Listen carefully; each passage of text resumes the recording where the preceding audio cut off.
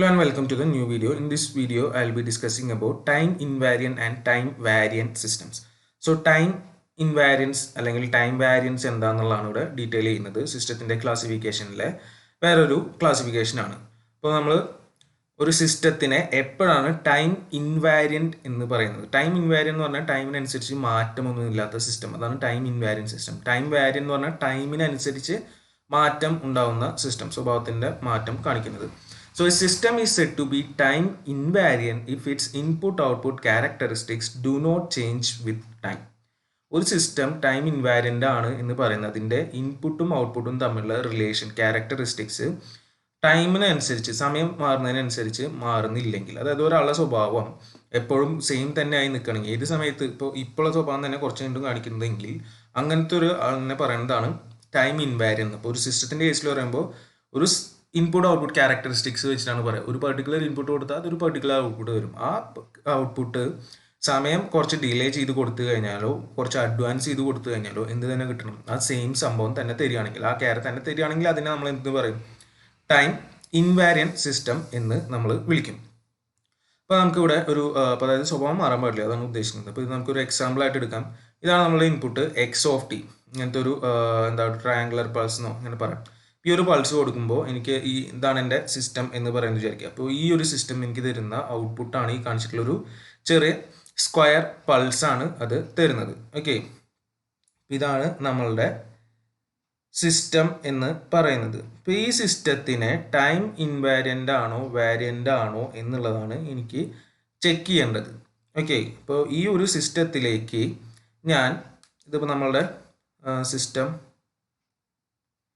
ഇതാണ് സിസ്റ്റം. ഈ സിസ്റ്റത്തിലേക്ക് എക്സ് ഓഫ് ടി എന്ന് പറഞ്ഞ ഈ ഇൻപുട്ട് കൊടുത്തു, അപ്പോൾ വൈ ഓഫ് ടി എന്ന് പറഞ്ഞിട്ടുള്ള ഈ ഒരു ഔട്ട്പുട്ട് നമ്മൾ കിട്ടി. ഓക്കെ, ഇത് സിമ്പിൾ ഇൻപുട്ട് കൊടുത്തു അപ്പോഴുള്ള കാര്യമാണ്. ഇനി നമ്മളിവിടെ ഒരു ഡിലേഡ് ഇൻപുട്ട്, അതേ സിസ്റ്റത്തിലേക്ക് നമ്മൾ ഡിലേഡ് ഇൻപുട്ട് കൊടുത്താൽ എന്ത് സംഭവിക്കുമെന്ന് നോക്കും. അതായത് ഒറിജിനലാണ് നേരത്തെ തുടങ്ങിയിരുന്നത്, സീറോയിലാണ് തുടങ്ങിയിരുന്നത്. അപ്പോൾ സീറോയിൽ തുടങ്ങുന്ന ഒരു പൾസ്, റെക്ടാങ്കുലർ പൾസാണ് കിട്ടുന്നത്. അപ്പോൾ അതേ സാധനം ഞാനൊരു ടി ഡിലേ കൊടുത്തു. ടി ഡിലേ കഴിഞ്ഞിട്ടാണ് ഈ ട്രയാങ്കിൾ പൾസ് കൊടുത്തത്. അപ്പോഴും ഇതിൽ കിട്ടുന്ന ഔട്ട്പുട്ട് എന്ന് പറയുന്നത് അതേ ഒരു സ്ക്വയർ പൾസ് ആണ് after A delay of T. അപ്പോൾ ഇതിൻ്റെ സ്വഭാവത്തിൽ എന്തൊന്നുമില്ല, മാറ്റം ഒന്നും വന്നിട്ടില്ല. അപ്പോൾ ഈ ഒരു സിസ്റ്റത്തിനെ വേണമെങ്കിൽ നമുക്ക് എന്ത് പറയാം? ടൈം ഇൻവാരിയൻറ്റ് ആണ് എന്ന് പറയാം.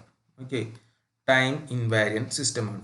ഇനിയിപ്പോൾ ഈ നമ്മൾ ഈ ഡിലേഡ് ഇൻപുട്ട് കൊടുക്കുമ്പോൾ ഇങ്ങനെ ആണ് ഈ കേസിൽ കിട്ടിയത്. ഞാൻ അതേപോലെ താഴേക്ക് ഒന്ന് വരയ്ക്കുന്നുണ്ട്.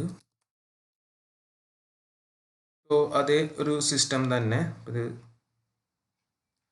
ഡിലേഡ് ഇൻപുട്ട് നമ്മൾ കൊടുക്കുന്നു.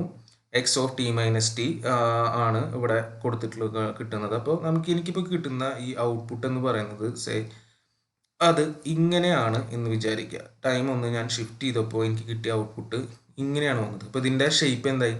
സാധാരണ നമുക്കൊരു സ്ക്വയർ കിട്ടിയായിരുന്നത് ഒരു ഡിലേ കൊടുത്തപ്പോൾ എന്തായി മാറി? അത് ഒരു ട്രയാങ്കുലർ പൾസായി മാറി. അപ്പോൾ ഈ ഒരു സാധനത്തിന് നമുക്ക് എന്തെന്ന് പറയാൻ പറ്റില്ല, ടൈം ഇൻവാരിയൻറ്റ് എന്ന് പറയാൻ പറ്റില്ല. അപ്പോൾ ഈ ഒരു സിസ്റ്റം എന്താണ്? ടൈം വാരിയൻ്റ് ആണ്. അതായത് ടൈമിനനുസരിച്ച് അയാളുടെ സ്വഭാവം മാറി, ഇൻപുട്ട് ഔട്ട്പുട്ട് ആ റിലേഷൻ അവിടെ മാറി. അപ്പോൾ അതാണ് നമ്മളിവിടെ ചെക്ക് ചെയ്യുന്നത്. ടൈം ഇൻവാരിയൻസ് എന്ന് പറഞ്ഞു കഴിഞ്ഞാൽ സമയം ഡിലേയോ അഡ്വാൻസോ ഒക്കെ ചെയ്ത് കൊടുത്തു കഴിഞ്ഞാലും സിസ്റ്റം അതിൻ്റെ ഇൻപുട്ട് ഔട്ട്പുട്ട് ക്യാരക്ടറിസ്റ്റിക്സ്, അതായത് അതിൻ്റെ സ്വഭാവം അതേപോലെ തന്നെ മെയിൻറ്റെയിൻ ചെയ്യുന്ന സിസ്റ്റത്തിനെ നമുക്ക് എന്തെന്ന് പറയാം? ടൈം ഇൻവാരിയൻ്റ്, അല്ലെങ്കിൽ നമുക്ക് എന്തെന്ന് പറയേണ്ടി വരും? ടൈം വാരിയൻ്റ് എന്ന് പറയേണ്ടി വരും. ഓക്കെ, അപ്പോൾ അതാണ് അവിടെ വരുന്നത്.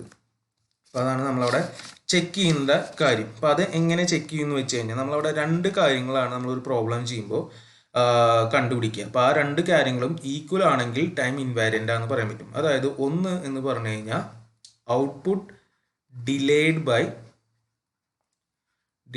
By T samples. Output T samples അല്ലെങ്കിൽ ടി യൂണിറ്റ്സ് എന്ന് പറയാം. ടി യൂണിറ്റ്സ് വെച്ചിട്ട്, ഇപ്പോൾ കണ്ടിന്യൂസ്ലി ആണ് നമ്മൾ പറയുന്നത്, ടി യൂണിറ്റ്സ് വെച്ചിട്ട് ഔട്ട്പുട്ട് ഡിലേ ചെയ്യുക. Output delayed by T units.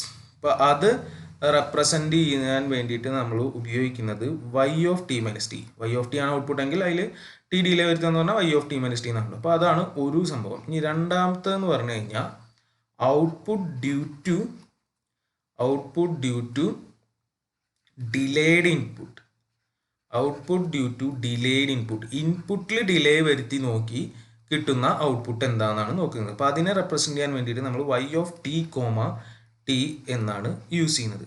Okay, y of t comma t, അതായത് x of T minus t കൊടുത്താൽ കിട്ടുന്ന ഔട്ട്പുട്ടാണ് ഈ സാധനം. മറ്റേതെന്ന് പറഞ്ഞാൽ ഔട്ട്പുട്ടിനെയാണ് നമ്മൾ പിടിച്ചിട്ട് ഡിലേ ചെയ്യുന്നത്. അപ്പോൾ ഈ രണ്ട് കാര്യങ്ങളും ഈക്വൽ ആവുകയാണെങ്കിൽ ഇഫ് എന്താ y of t minus t, which is the output delayed by 2t units, is equal to y of t comma t, which is output due to delayed inputs.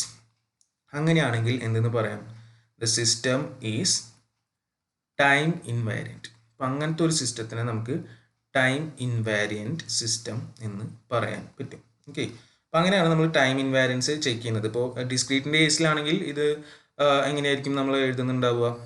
y of n minus n എന്നും മറ്റേതിനെ y of n comma n എന്നുമാണ് നമ്മൾ എഴുതുന്നുണ്ടാവുക. അപ്പോൾ ഇത് രണ്ടും എന്താവണം? Check ചെയ്യണം. ഇത് equal അല്ലെങ്കിൽ ആ സിസ്റ്റം എന്താണ്?